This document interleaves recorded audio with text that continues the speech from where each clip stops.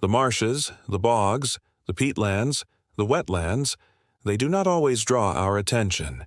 They aren't the towering forests, the great rivers, the vast deserts. Yet these quiet watery ecosystems are among the planet's most important climate allies. Freshwater wetlands store vast amounts of carbon, regulate water cycles, support biodiversity, protect communities from flooding, and they are disappearing at shocking rates. The EJF report warns we are slowly losing these natural life support systems, and in doing so, endangering climate stability, human welfare, and ecological integrity. Wetlands globally currently cover about 6% of the Earth's surface, yet they contribute more than 7.5% of global GDP via their services: water purification, flood regulation, carbon storage, food, and livelihoods. Since 1970, about 22% of wetlands have been lost, equivalent to more than 401 million hectares, more than 500 million football fields. They are disappearing faster than any other ecosystem, at an average rate of about 0.52% per year. Look at the numbers a little closer. In the Congo Basin, peatlands alone store around 29 billion tons of carbon, equivalent to 33 years of EU greenhouse gas emissions. The famed Pantanal region in Brazil contains peat soils with carbon density 3 times that of much of Amazonia. Yet drainage, fires, agriculture, dams, and mining are degrading them. Every hectare lost weakens the climate system's buffer. It's easy to think wetlands are marginal. Swamps, marshes, simple landscapes, but the science tells a different story. Wetlands work like nature's kidneys and sponges. They absorb floodwaters, they store rainfall, they recharge aquifers, cleanse water, store carbon, provide habitat. According to the United Nations Environment Program, UNEP, wetlands store more carbon than any other ecosystem. Peatlands alone hold twice as much carbon as all the world's forests combined. For communities, wetlands matter in concrete ways. In low-lying deltas, wetlands reduce the impact of storm surges. In agricultural regions, they act as buffer zones preventing nutrient runoff and flooding. In fishing and aquaculture zones, they provide nursery grounds for fish and crustaceans. In many regions, indigenous and local communities depend on wetlands for livelihood, water, food, cultural identity. Yet the pressures on them are global and growing. Urban expansion and infrastructure development drain wetlands. Large-scale agriculture converts marshes to crops. Mining and drilling degrade hydrology. Peatlands are drained for plantations. Climate change shifts rainfall, raises temperatures, alters flooding regimes, causing wetlands to degrade or emit carbon rather than store it. The Global Wetland Outlook 2025 warns that with current trends, 1 in 4 remaining wetlands could be in poor ecological condition, and by 2050 up to 20% of remaining wetlands could vanish unless action is taken. The economic stakes are huge. A recent report found that wetland loss and degradation threaten $39 trillion in global benefits by 2050, benefits that include flood protection, clean water, food security, carbon storage. This is not environmental poetry. It is cold economic reality. We build levees, desalination plants, water treatment systems, and pay for them. But intact wetlands provide many of those services for free. When we lose them, the bill comes due. Consider regional snapshots. In Africa and Latin America, wetland loss is among the steepest. In the Mediterranean, up to 50% of natural coastal wetlands disappeared during the 20th century. In the United States, more than half the wetlands in the contiguous states are gone. Between 2009 to 2019, vegetated wetlands lost roughly 670,000 acres, the land area of Rhode Island.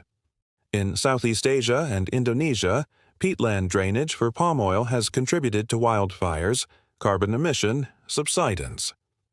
Peatlands worldwide occupy about 3% of land surface yet hold enormous carbon stocks. When wetlands degrade, there is also a flip side. Instead of sequestering carbon, they begin to release it. Fires in drained peatlands, microbial breakdown under warming, increased methane emissions from flooded and degraded wetlands all add to climate risk. For example, tropical wetlands are now showing surging methane emissions, over 7 million tons from tropical regions in a recent period, which were previously unaccounted in national inventories. What then does this mean for climate policy, for nature, for humanity? First, wetlands must be seen as essential infrastructure, not optional nature reserves, but core to climate mitigation and adaptation.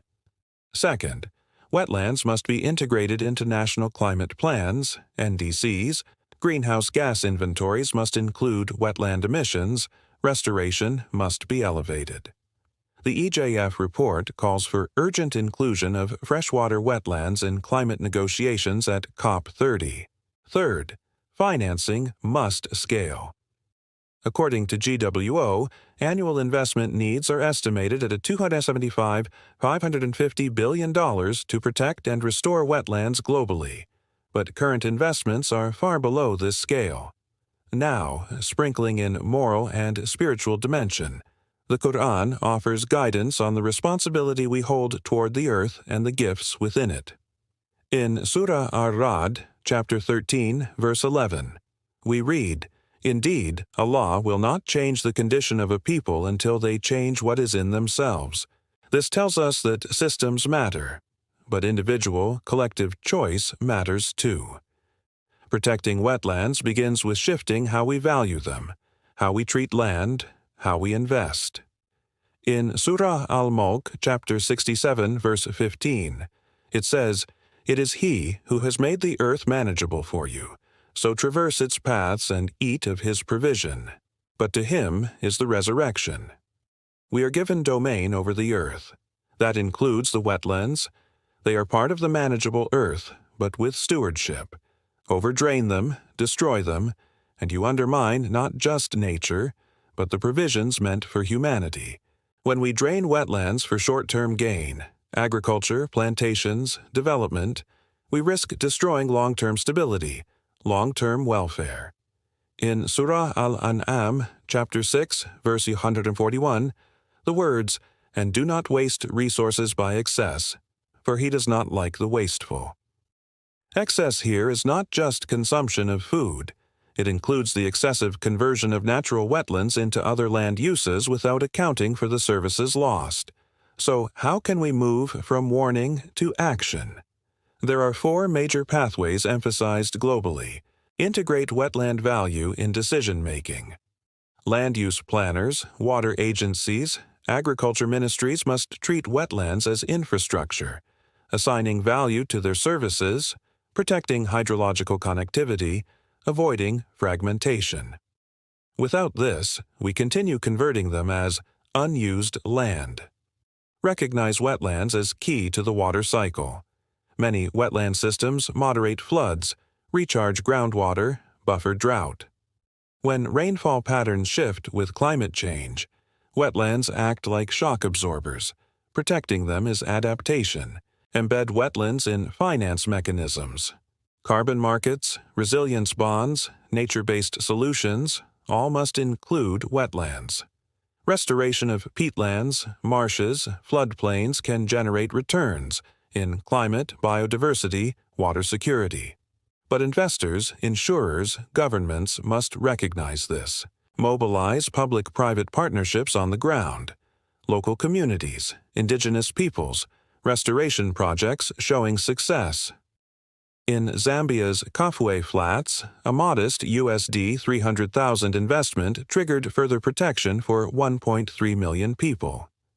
In Asia, a US$3 billion blended finance initiative for wetlands in the East Asian-Australasian Flyway.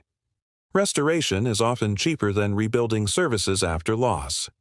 Keeping wetlands intact is the smart financial route.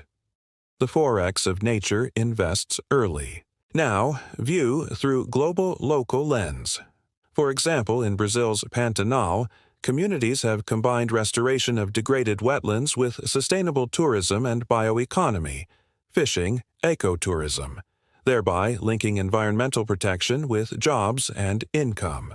In Southeast Asia, peatland restoration projects not only address carbon but also create community livelihoods, Indonesian island peat restoration.